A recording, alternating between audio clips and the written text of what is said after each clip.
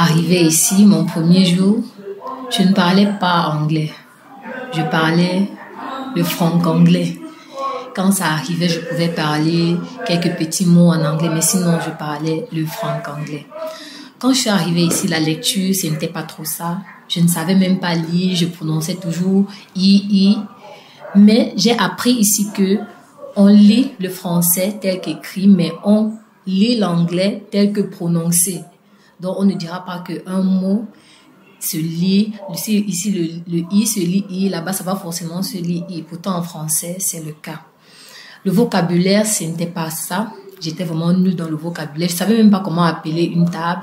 Comment est-ce que je pouvais me retrouver dans une cuisine avec des anglophones. Je dis, bon, est-ce que vous pouvez me passer la cuillère? Est-ce que vous pouvez me passer la fourchette? Je ne pouvais pas. Donc, je suis arrivée ici. Mon vocabulaire s'est accentué. La lecture est déjà là. Et je dirais, je peux maintenant rédiger un texte en anglais de plus de 2 pages. Je dirais que la méthode employée est plutôt très simple et très relaxe.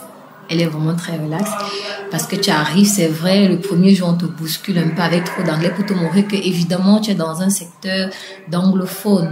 Mais sinon c'est très relax, on t'habitue déjà à parler devant une assemblée, à parler au micro, à t'exercer, à être dans un environnement uniquement là où il y a des anglophones.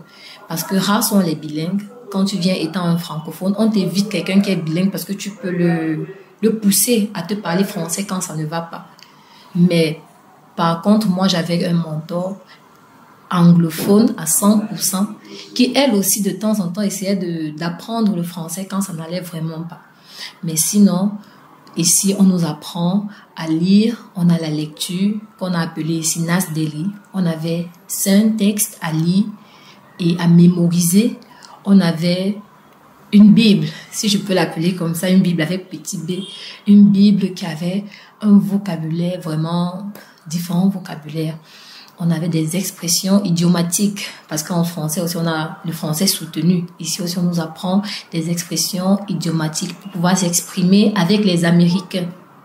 Je suis déjà apte, comme je l'ai dit précédemment, je suis déjà apte à lire tout un texte, un journal même en anglais, le comprendre et le lire sans erreur.